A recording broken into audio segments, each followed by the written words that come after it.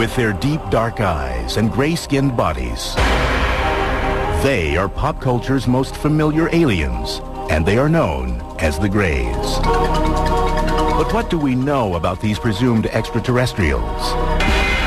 Eyewitnesses swear they have encountered these aliens, and they believe the Greys are here on a diabolical mission, abducting humans and conducting reproductive experiments.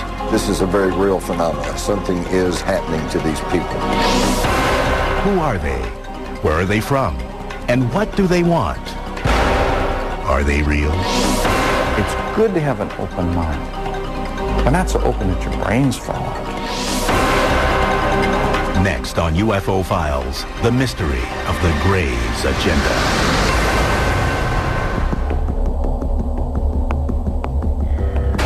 The Greys. They are depicted in books, magazines, and in the movies.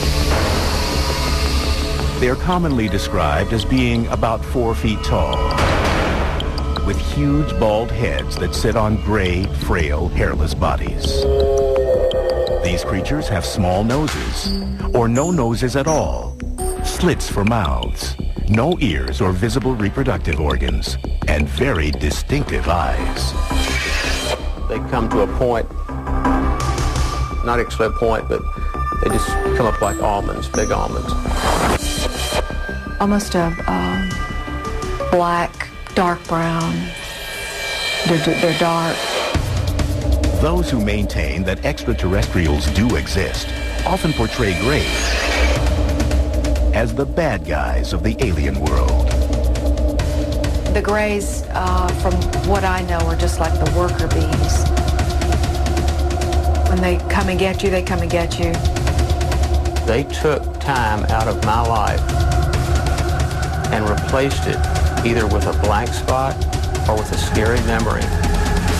If there are Greys or any other alien species, and they're here, what do they really want? What is their agenda? An effort to create an offspring race that perhaps had the best qualities of humanity and the best qualities of these alien beings. Many ufologists, people who routinely research alien sightings, claim that Greys have been visiting Earth for thousands of years. Records, they say, exist as petroglyphs, cave drawings, and prehistoric artwork.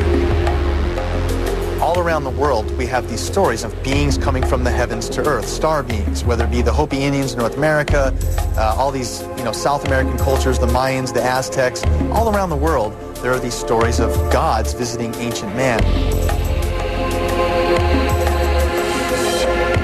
6,000-year-old artifacts have been found in what was Samaria, modern-day Iraq.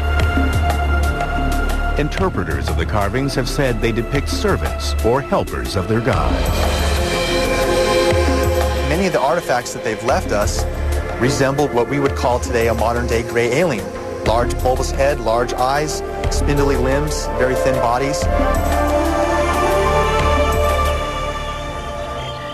Historically, UFOs or aliens go largely unmentioned again until the dawn of the modern era.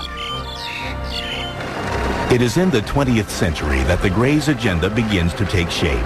According to the UFO community, since then and to this day, there has been an obvious and persistent increase in encounters with the Greys.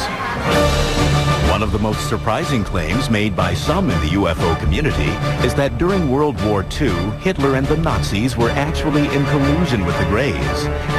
They say the aliens gave the Nazis advanced weapons technology used during the war. Since the Second World War, literally hundreds of people have claimed experiences with the gray aliens. The number reported, the quality of the reports, the similarities of the reports, and the fact that many of these reports can be substantiated under hypnosis lends very compelling strength to the idea that this is a very real phenomenon. Something is happening to these people.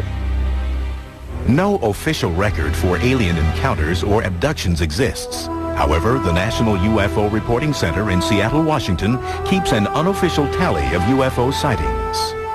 Their statistics show that the number of sightings have gone from a handful every year in the early part of the 20th century to dozens by the middle of the 20th century, and then thousands every year beginning in the 21st century. Well, it seems that the whole business about the alien abduction really dates from the Cold War, back when there were UFOs, unidentified flying objects being spotted, and there was all these international tensions after the Second World War.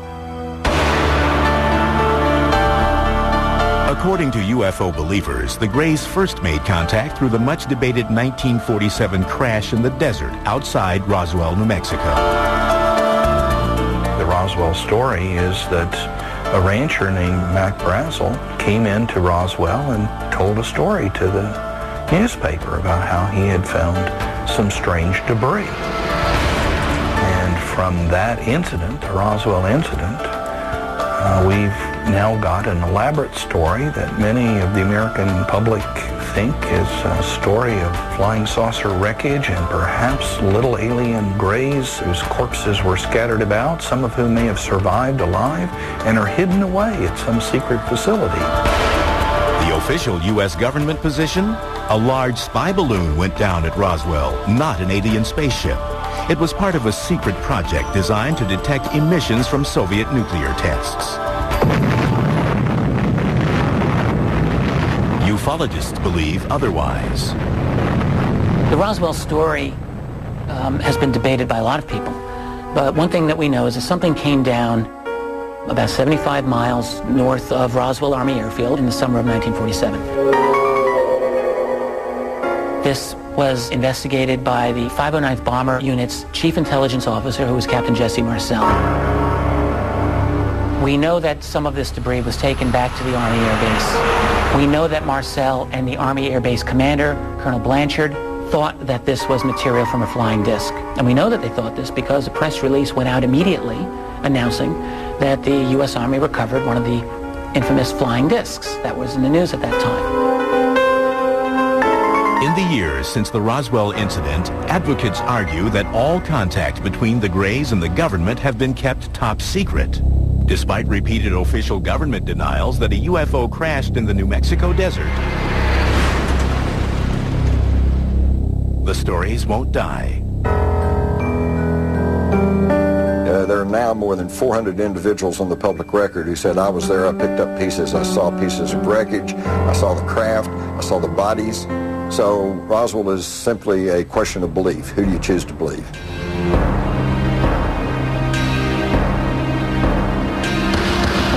Fact or fiction? UFO sightings increased dramatically after the Roswell incident. In the 1950s, movie makers soon seized on these stories, and for the first time, alien creatures appeared invading Earth with an agenda, sometimes evil. Films like The Thing and Plan 9 from Outer Space tapped into the public's fascination and fears of UFOs. The Day the Earth Stood Still warned of terrible consequences if Earth did not press forward into space as a friendly partner. Stories of abduction by an alien race called the Greys soon followed.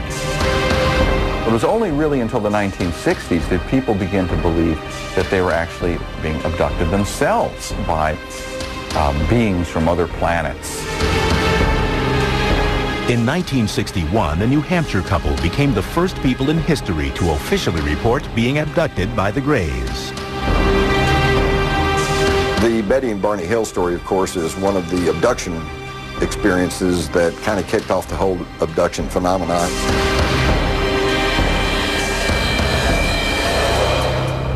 When we come back, Betty Hill, in her last on-camera interview, recounts what the Greys did to her and her husband. I didn't know where they were from, but I knew they were not from this planet.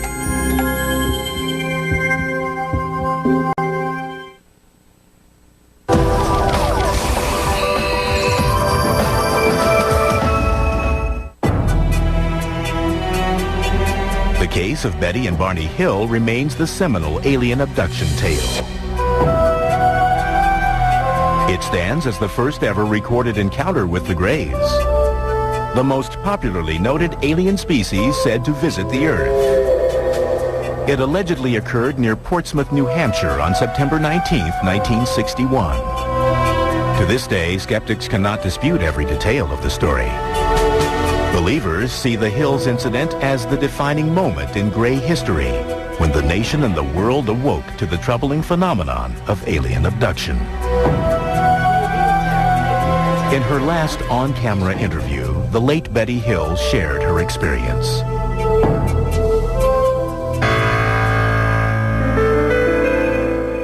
My husband Barney and I are returning from Montreal, Canada. We're traveling down through the White Mountains of New Hampshire when we suddenly spot what we thought was a new star in the sky. And as we watched this, it changed direction and came in towards us. Barney pulled over, grabbed a pair of binoculars, and stepped out of the car to get a closer look at the menacing flying object. Betty Hill's niece, Kathy Martin, was a teenager when this incident occurred. At that time, through the binoculars, he saw the leader, what he called the leader, and crew members. There were people looking down at him. And as he's watching, it began to descend.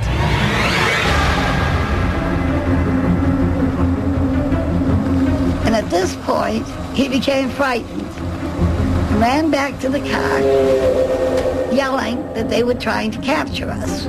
She was screaming to him, "Barney, you damn fool, come back here. Get back here." They sped off. A short while later, they heard a buzzing sound. They turned onto a logging road and stopped. There was a roadblock, and there were people in the road. The people approached the car, and they realized at that point that they were not human, that they were the people that Barney had seen in the UFO. This is where their memory lapsed. The next thing they fully consciously remembered was they were driving down the highway again, and they proceeded home. When the Hills noticed the time, they realized that about 2 hours had elapsed that neither of them could account for. That was just the beginning of a mystery that would soon unravel. For nearly 2 years after their experience, the Hills had troubling nightmares. They went to several medical specialists and eventually were referred to Dr. Benjamin Simon, a highly respected Boston psychiatrist and neurologist with an extensive background in hypnotic therapy. Dr. Simon told us these UFO people had caused us to have amnesia. And Dr. Simon removed the amnesia so that we could remember clearly all that had happened. They took us on board the craft, their craft, and we were taken into separate rooms. They were very human looking. They had 2 arms, 2 legs. The only difference basically were their facial features. The noses were very, very small. Almost no nose. Small lips, small nose. They examined my eyes, ears, nose, throat, skin, hair, and all. And then I was put on a table where they scraped my skin in an attempt to find out if our skin was alike or different. Hill says an alien conducted sexual experiments on them. They took semen from Barney. Betty may have had eggs extracted. He tried to insert a needle-like instrument in my navel, which caused pain, so he stopped doing it. And I was grateful for that. Years later, Betty Hill produced the first alleged eyewitness depiction of the Greys since ancient drawings and carvings. They portrayed the alien leader, who showed her a tantalizing clue to indicate where they came from. I asked him where he was from, and he showed me a star map.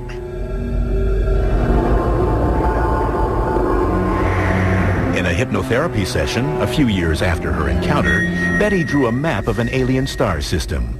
At the time, experts could not identify it.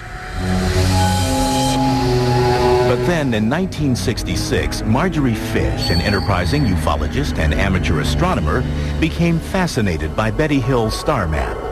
Fish spent the next 7 years examining the map and constructing models, trying to match it to a known star system.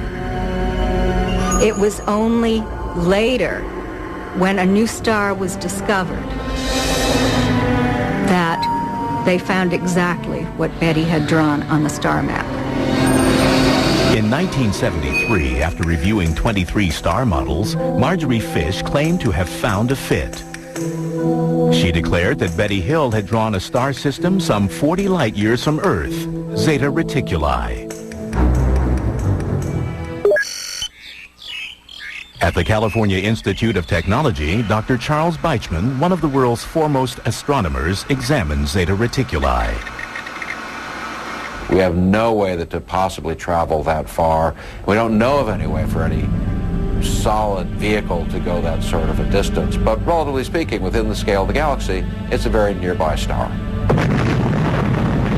In a conventional Earth-based space shuttle, it would take nearly 1.5 million years to reach Zeta Reticuli. In addition to his duties with the California Institute of Technology and the Jet Propulsion Lab, Dr. Beichman is a leading member of NASA's Origins program. Their mission is to probe space for signs of life. He concedes that life is possible in the universe, maybe even on Zeta Reticuli. Here we're looking at the two stars in the Zeta Reticulum system, about 40 light years away.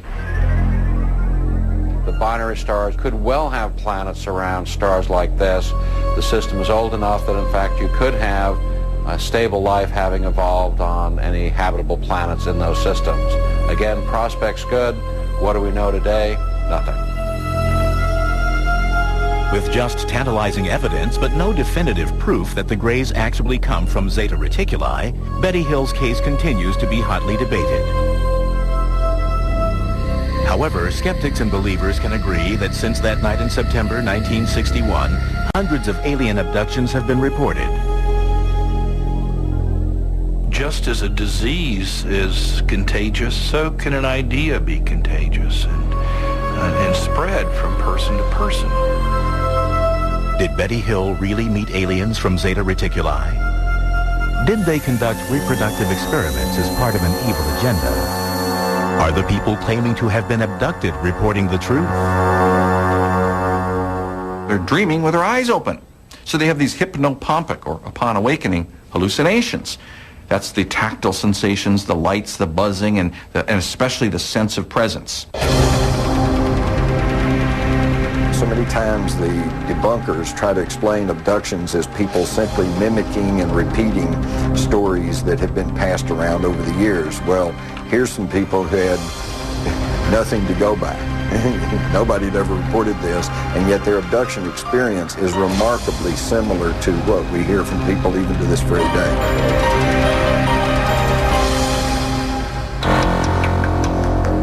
When UFO Files returns, charges that the U.S. government is conspiring to keep the true nature of the Greys' agenda from the public.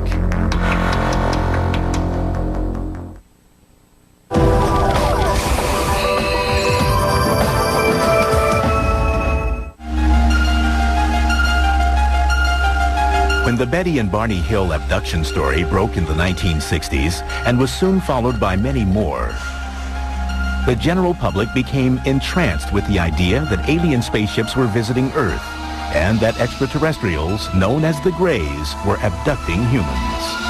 But in 1969, the U.S. Air Force dismissed the accounts in an investigation codenamed Project Blue Book. The report concluded UFOs constituted no direct threat to the United States, and reports of unidentified flying objects were the result of a mild form of mass hysteria, or, quote, war nerves. hoaxers, publicity seekers, psychopathological persons, and the misidentification of various conventional objects. There is nothing in the records which would indicate that we have been visited by any advanced civilization. With that, the U.S. Air Force declared the case closed. However, ufologists were not swayed by Project Blue Book then, and many still believe that the U.S. government has been involved in a cover-up of cosmic proportions since the Roswell case. It really has to be said that Blue Book was nothing more than a PR effort by the Air Force to explain away UFO phenomenon. I think early on in the 40s and 50s when they began to learn, they meaning the government, that UFOs, extraterrestrials, were probably a reality. I think it scared them to death because, number one, they feared public panic, disruption of the social systems, religious systems, and they were loath to admit that they could not control the skies over the nation.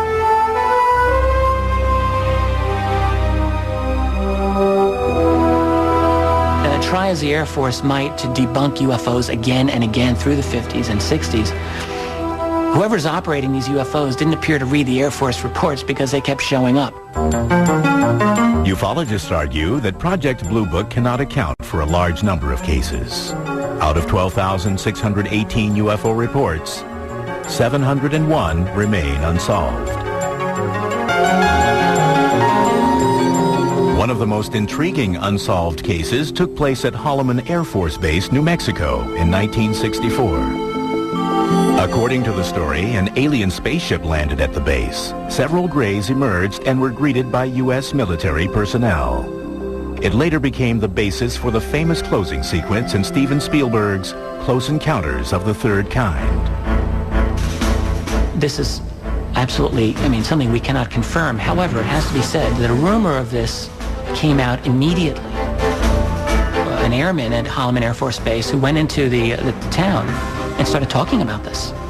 And according to the accounts, he was highly distressed, very upset, didn't know what to do, and he was not seen again.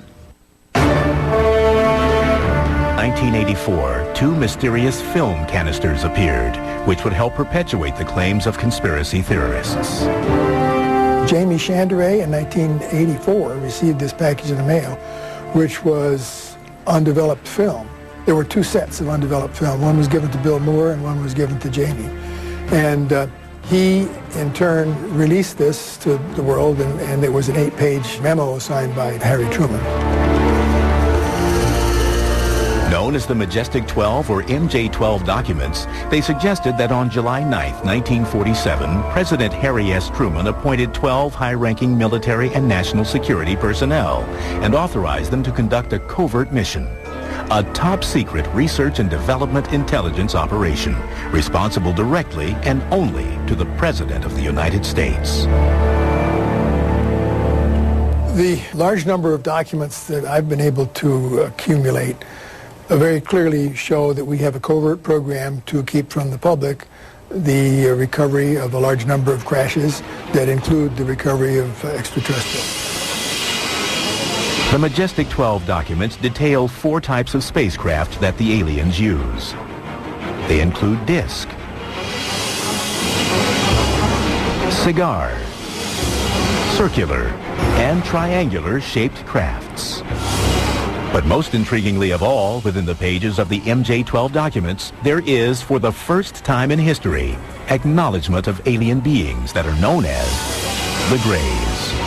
In these official-looking papers, they are called Extraterrestrial Biological Entities, EBEs. There was a special operations manual called Extraterrestrial Entities and Technology, Recovery and Disposal. And in that manual, there was a 1-page description of 2 different types of extraterrestrial biological entities. EBE Type 1 is said to be, quote, humanoid and might be mistaken for human beings. They are bipedal, 5 to 5 feet 4 inches in height, and weigh 80 to 100 pounds. Cranium is somewhat larger and more rounded. The eyes are small, wide set, almond-shaped. EBE Type 2 is said to be, quote, 3 feet 5 inches to 4 feet 2 inches and weighs 25 to 50 pounds. Skeptics, however, claim that the MJ-12 documents are an elaborate hoax. These were bogus. These were dummied up documents somebody made using an old typewriter and finding a signature off of a genuine Truman document and cutting and pasting and re-photocopying. And they're obvious and provable forgeries and fakes.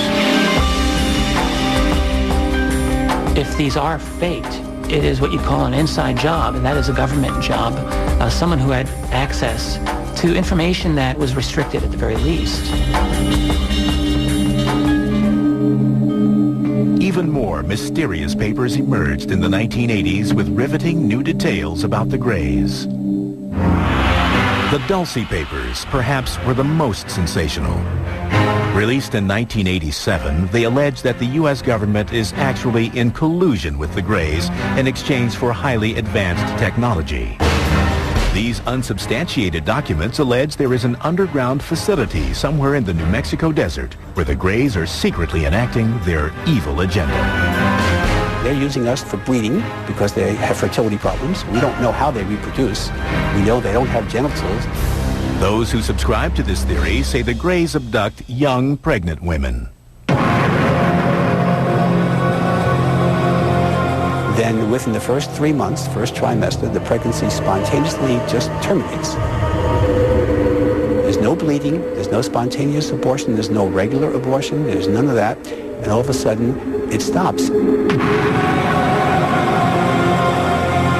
Believers say the extraterrestrials extract the unborn child from the victims and use them for their alien-human hybrid program. These fetuses, if you will, are somehow kept by the ETs in usually these tanks, we call them. They're kept in fluid, and then they're somehow raised to be adults. The release of these and other documents, coupled with new sightings, fueled the public's appetite for more information. People alerted to the phenomenon looked to the skies for signs of mysterious crafts and beings from an alien planet.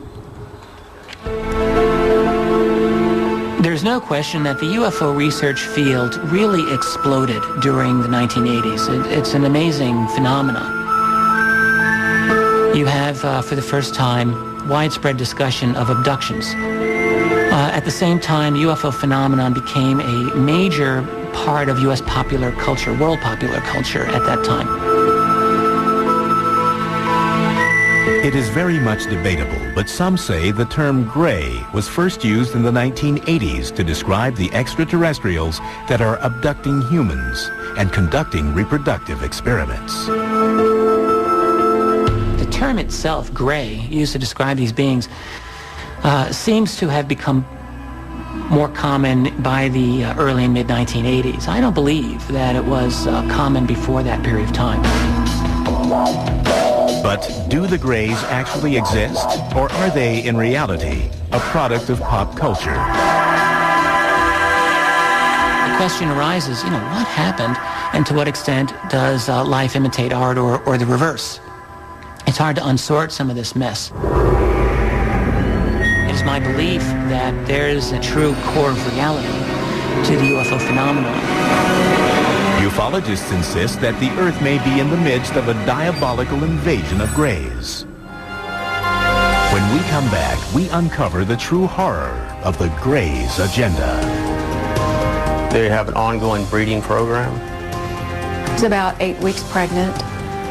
Then it was just gone.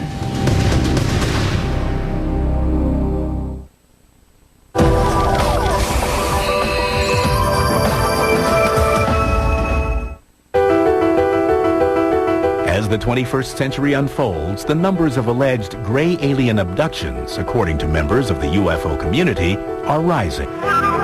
There is no way to verify these numbers, but one unofficial poll conducted by the Roper organization puts the number of alien abductions at 4 million.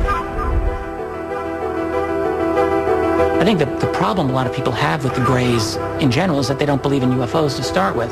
So therefore, they're not going to believe in something like abductions. But if you were to acknowledge the reality of UFOs as something non-human, suddenly the reality of something like Greys is not all that outrageous, it seems to me. Eyewitnesses who swear they have encountered Greys are the primary source for all the information about these extraterrestrials. They report some commonalities that may reveal the true nature of the aliens' agenda. There's always a light that comes from nowhere. It's either like an amber or a blue. Then the frightened abductees report being surrounded and paralyzed by the alien creatures. They're not just making you immobile. They put you almost in like a comatose state.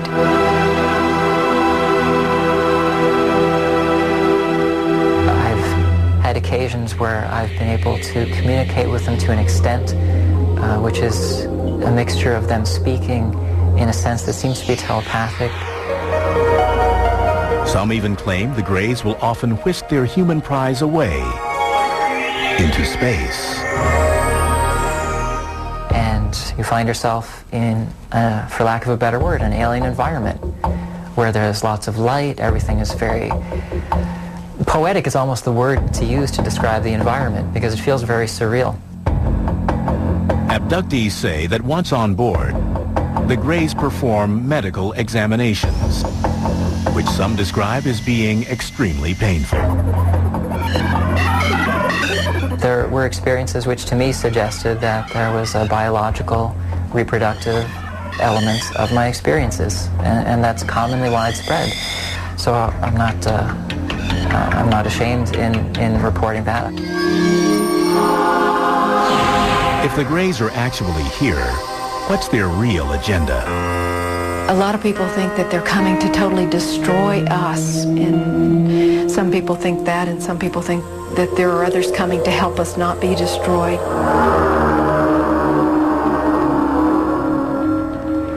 Hypnotherapist and self-proclaimed alien hunter Daryl Sims has been studying the abduction phenomenon for more than 30 years and believes he has uncovered the Greys' true mission.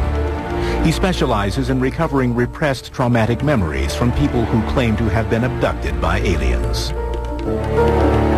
One of the things you would do in the beginning with these people is to relax them completely, and the tone of my voice changes totally. Just focus on the sound of my voice. You'll find the sound of my voice causing your eyes to get heavier. The sound of my voice will comfort you. It'll protect you. And it's okay for you to relax completely. One of his clients, Donna Lee, is the president of the Houston UFO Network. She believes she has been abducted many times by the Greys. In the course of hypnotherapy sessions with Daryl Sims, she has recalled numerous terrifying encounters. She even believes the Greys took her unborn child. I never had anything involved that would have been a miscarriage. I was about 8 weeks pregnant. Then it was just gone. I mean, I did not have the bleeding that's involved. Nothing. In a later regression session, Lee recalled being in a brightly lit, sterile room. They brought a young girl into the room and left her there with me. And she was a hybrid, what we consider a hybrid, although she looked a lot like me. Her hair was, she had really bad hair though, but she looked a lot like me. And she was about the age that my child would have been at that point. Lee claims the hybrid child was about 9 years old. She sat there. I had that realization in that moment when they left me there with her, and she looked at me that I know you. I know you. And it was this very sad, almost overwhelming sadness. For a while, I would still recall that longing for that again. To many experts, accounts of alien abductions are merely a product of an overactive mind. They say under hypnosis, subjects are open to suggestions.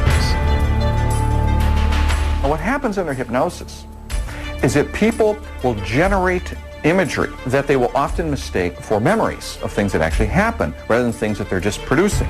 Second point is that when people recover these sorts of quote-unquote memories under these hypnotic regression sessions, they tend to credit them as being true.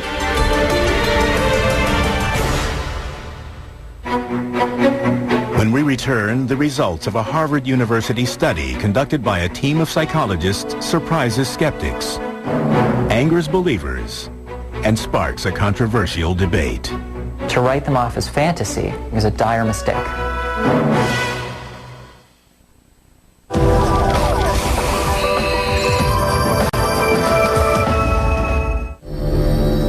Are the earnest memories of abductees real or imagined? They come in without permission. They touch your body. They take your children. You want to scream, but I mean, my mouth is open and nothing has come out. It's paralysis, but walking paralysis.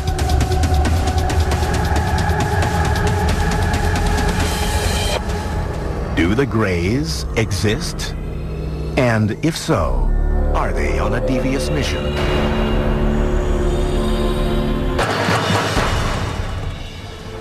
In 2003, a team of psychologists from Harvard University believed they found the answer. Led by Dr. Richard J. McNally, they conducted a unique experiment to measure the physiological responses, like heart rate and perspiration levels, of various types of trauma victims. We wanted to see whether people who've recovered memories of space alien abduction would show the same reactions, post-traumatic-like reactions, as do real trauma patients. Our research group has been studying people with recovered memories of traumatic events. And one of the big challenges that we've had is distinguishing between those individuals who've recovered memories of, for example, childhood sexual abuse, or actually genuine memories, versus memories that were perhaps false memories. Dr. Scott Orr directed the lab tests. What this procedure involves is an individual coming in to the lab, sitting down with one of our counselors, and then describing a variety of experiences that they've had. We wire them up with recording electrodes so we can measure heart rate and skin conductance and facial EMG. In the lab, test subjects then listen to a 30-second audio tape of their own traumatic or abduction experience. You are lying naked, strapped to a metal table in the spaceship. There are alien beings hovering over the table. They are staring at you with their large, dead, black eyes. You are absolutely terrified.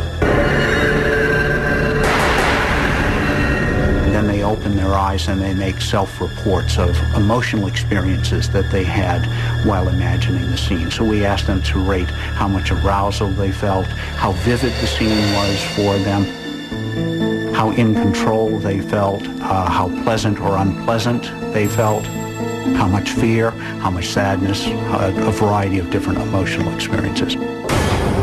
The Harvard psychologists found that the alien abductees exhibited a high tendency of a personality trait called absorption.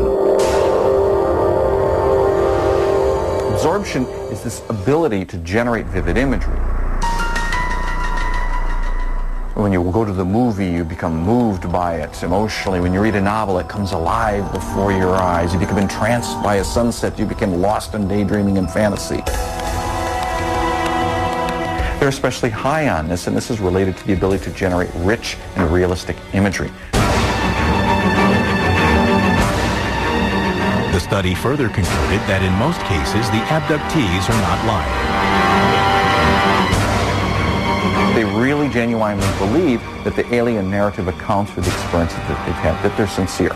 They're not quote-unquote crazy.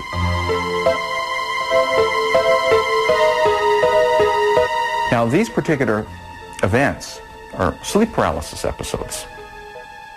These things are really normal events. They don't indicate pathology.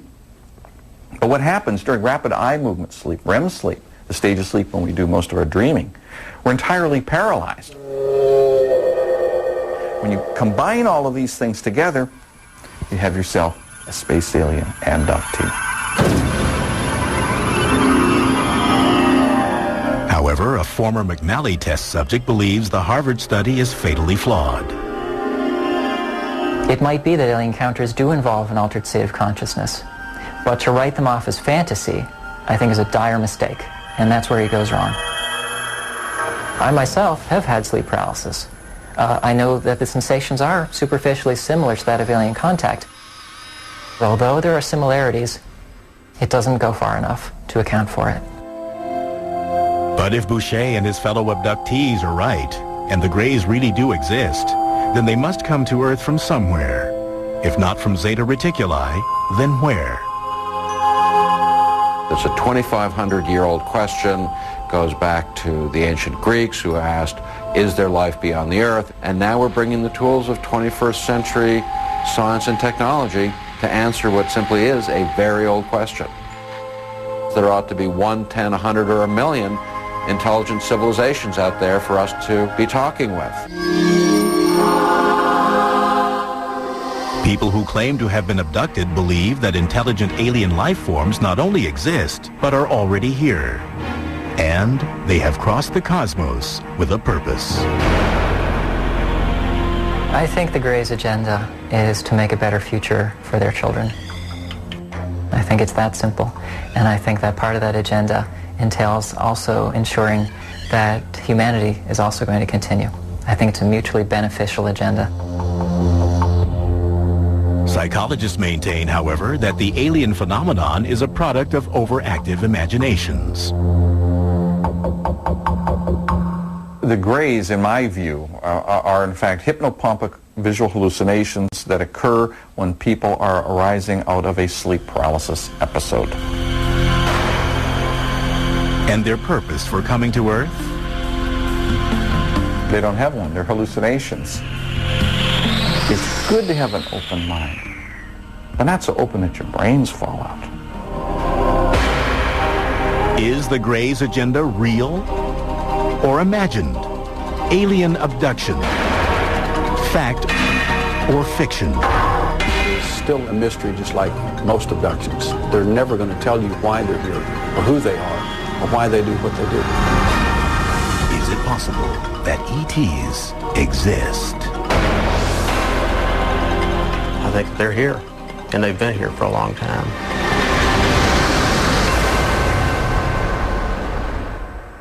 Next episode of The Revolution. It's important to remember that France is in this conflict not to secure American independence. France is in this conflict to humiliate the British Empire and to slice off a major part of the North American Empire. Join The Revolution, Sundays at 10, only on the